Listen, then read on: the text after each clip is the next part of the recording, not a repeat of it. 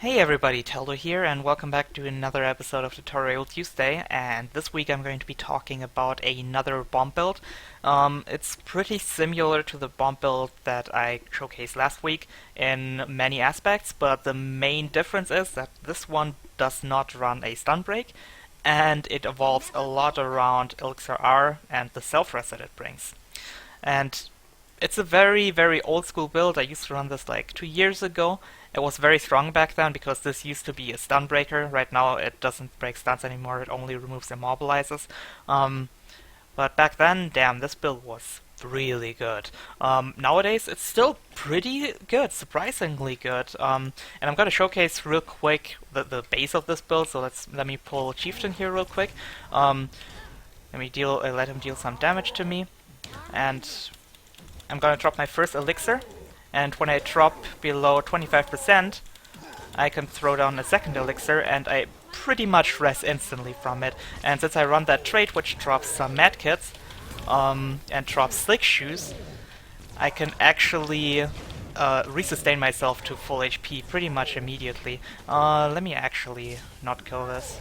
Just gonna run away here. Whoop. Use my elixir R for the energy refill to dodge a little bit faster. But yeah, that's pretty much the big thing that this build evolves around. The self-res is very powerful. If you manage to throw down both elixirs, it's pretty much a guaranteed res if you die on top of it. Like, even if 5 people would be attacking you, when you go down, you have like a short vulnerability frame where you don't take any damage, and during that time, most of the time, you already get rest. Sometimes you can even rest yourself with 1 elixir, but it's a little bit more risky. Most of the time, you just rely on throwing down both elixirs. Let's get to the build. Actually, I'm gonna explain that. I run Pistol Shield because that's like the best that you can do with conditions. Sigil of Doom is a must-have. A lot of poisoned. Pretty much the same reasons like before. Second, Sigil is still I'm still not too sure on what to run there. I like Torment because it applies Torment every 5 seconds when you crit, AoE as well, and it doesn't deal much damage, but it covers your other conditions. With like, if they try to remove conditions, they might remove Torment instead of the burning, which is a pretty big deal. So yeah, you can just run anything that applies a condition. I think Torment is pretty good. But I was thinking of trying out Generosity a little bit more. Maybe it has 9 seconds cooldown, but it also removes a condition off you, which allows you to act a little bit on your big weakness. Conditions kind of screw this build over. For Ruins, Balthasar, lots of burn duration. It's just very strong with Burn Engineer. And Rabbit Amulet, because it's still a condition build. As for traits, 6 in explosives, like always. You need that if you run bombs. Larger radius, the incendiary powder for the burning, short fuse, reduced recharge on bombs. Same thing with the other build. For alchemy, invigorating speed, also a must-have. Same with speedy kits. Very good synergy between those two.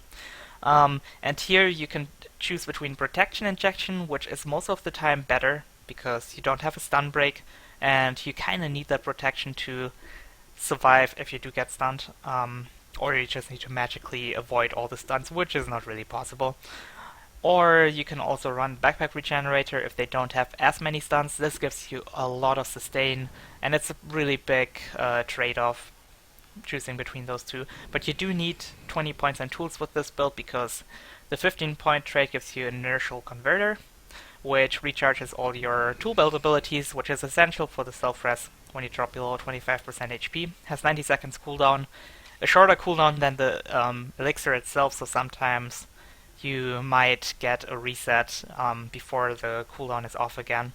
Try to keep this cooldown in your head, like you have to know when it's up. It's a little bit tricky sometimes. And this trait works wonderfully with this kind of build, because going down is actually useful with this build.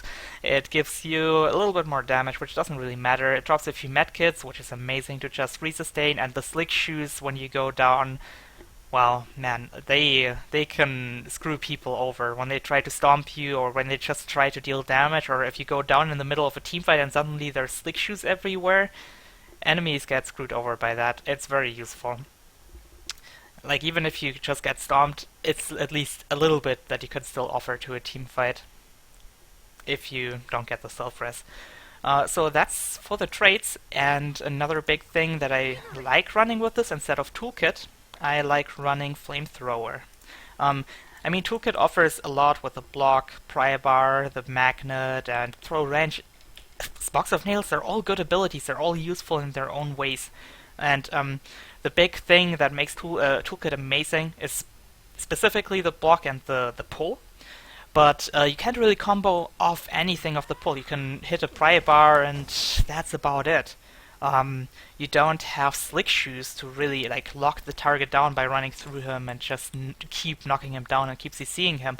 And the block isn't that useful either, because if you get focused by multiple people, most of the time you rely on your self-res anyway, and there's a little bit of anti-synergy going on because the block, I mean, you want to go down, you know, and the block doesn't really help with that. So it's a little bit better to have flamethrower because it gives you this AoE knockback, which is also really good for survivability if you use it properly, even against multiple enemies. And it really helps you on side nodes, because that's what you want to go for. This build is even worse in teamfights than the other build that I showcased last week. But with this, you can just knock people off nodes. Every 15 seconds you can knock somebody off, and this way you can get easy decaps, and it's also just really good in 1v1s.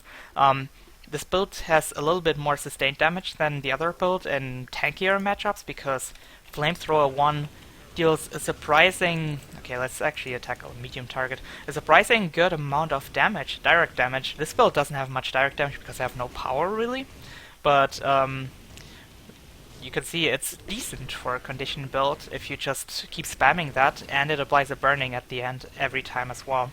So that's good. Also, a little thing, you can use this through line of sight, which is super useful sometimes. You can just run around line of sight and keep spamming flamethrowers on your enemies. Same with the knockback, also works through line of sight. And other than that, the other skills are meh, but the main thing is that you can knock people off. The smoke vent is super useful for stomping. You can just start stomping somebody, and while stomping you can switch to your flamethrower and use the smoke vent to actually blind them before they try to interrupt you. And incendiary ammo deals a lot of damage. There's also a little trick, you can pretty much apply it almost instantly if you use it with your flamethrower. You can see 20 seconds in no time. 20 seconds of burn. If you know a target has no condi removal, you can use that on that target. It works really well on Mesmers, and thieves don't have as much condi removal either, and engineers have trouble with removing condis. If they don't have their heal up, they have no condi removal. So if you can apply those burn stacks during that time, you will deal a lot of damage. Other than that, the build plays very similar to the other build, just that you go for those side nodes, and as soon as you see too much pressure on you, make sure that you throw down your first elixir, like when you're at 50% plus. Like, don't drop too low before you throw the elixir. I don't know if I can showcase this here. It's going to be difficult with Chieftain. But if you throw the elixir while, like if you're in the process of throwing it while you drop below 25%, like now maybe? You see, my cooldown's reset, but Elixir R didn't reset because I was in the process of throwing it down, you know? Like, if you're just throwing it, it resets. Oh. This won't reset as well. So, yeah, make sure you throw it early enough. It's better to have two elixirs than one. Even if you waste like some of the duration of the first elixir. Also, a big thing for this build... Oh, am I disconnecting right now? Please tell me I'm not disconnecting. A big thing for this build is... okay, it caught itself. A big thing for this build is that if you do go down, that's like the best thing you can offer for a teamfight. It sounds kind of weird, but if you go down in a team fight with your self-res, people tend to just overextend. Like, when an enemy goes down, people just tend to try to deal as much damage to that target to keep it down. And if they do that, they're not gonna dodge during that time, they're not gonna use any defensive cooldowns, blocks, or whatever most of the time. And that allows your team to deal a lot of damage to them, especially if you go down on your fire bomb and your big bomb and all that stuff. Enemies will take a lot of pressure, especially because people aren't used to this build anymore. So if you go down in a team fight with a self-res, that's like the best thing you can do. But you don't really want to be in team fights. Try to go for the side nodes.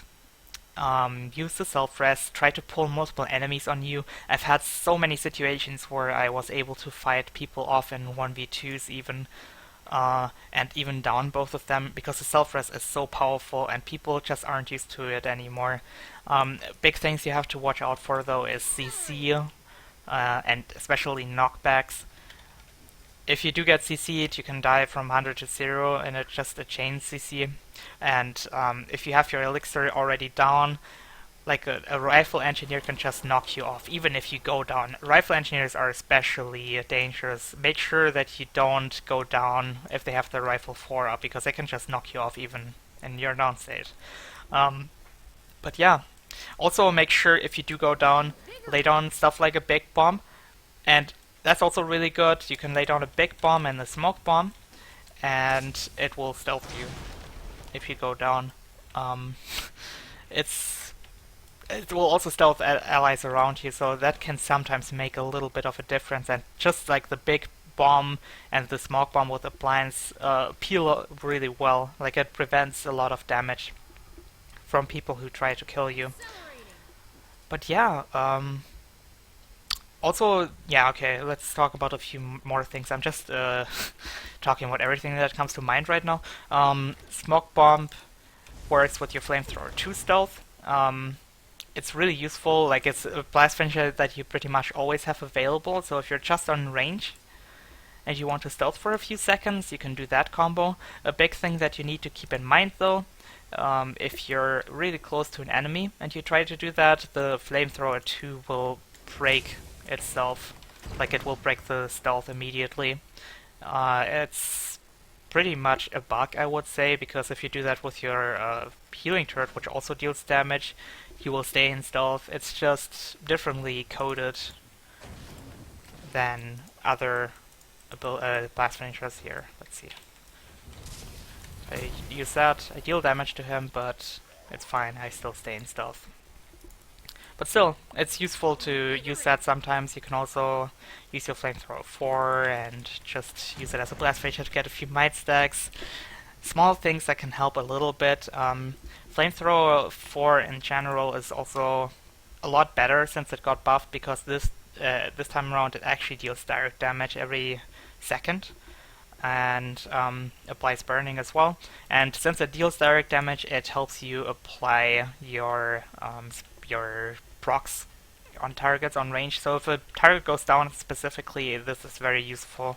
You could just throw the napalm down on that target and run away. And you see it just procs incendiary powder and the doom proc as well, and it has the longest burning on him. Even Torment just proc now. You can just deal a lot of damage to a down target, or a target that's CC'd. Throwing this down in the middle of a teamfight, since it lasts 10 seconds, can deal a decent amount of damage. Can even be better than a firebomb, even though the area that it covers is a lot smaller. It's also pretty good if you're just trying to run away, because you can shoot it behind yourself like that, and maybe an enemy will run through it and take like 1 second of damage. Oftentimes enemies just dodge through it though, which means that they have 1 less dodge for a little bit. It's also useful. Like, just small things. Also important if you fight, whenever you go close to an enemy, you can use your flamethrower to just blind him for a little bit. Can prevent a lot of damage. Also, this works if you do get CC'd. So, for example, if an ally updrafts you and you don't have a stun break, wait until he gets close to you and use it like right right when he gets close to you, because he's probably going to fire grab you. If you can blind a fire grab with this, it's a lot of damage that you can prevent. And it's pretty consistent against allies if you do it right as well. Um, yeah, Flamethrower is a really good kit. It's just not as easy to use, I would say. But yeah, Flamethrower 1, lots of damage too. I really like this build. I've been playing a lot of this, and I will upload a couple more solo queue matches with this. And please let me know if you guys want what you guys want to hear for the next tutorial Tuesday. Like, any suggestions would be useful. If you guys want to hear more about builds, or if you want to hear me talk about other things, maybe I was thinking of making a video about map pressure. Somebody suggested that to me in a YouTube message, and it's a difficult topic, so I'm not sure if I will do that next week or anytime soon, but I always wanted to make a video about that, so I might do that soon. Other than that, I'm also thinking of like doing just small videos about little tricks, and those might be a lot shorter than this kind of video that I did. But yeah, I will just see what I can do, but I'm really happy to hear your feedback and suggestions for future videos. So I hope I covered everything. Thank you very much for watching. If you want to know more about how to play with bombs and stuff like that, watch the tutorial Tuesday 1 from last week. And yeah, thank you very much for watching, and see you guys next time. Bye bye.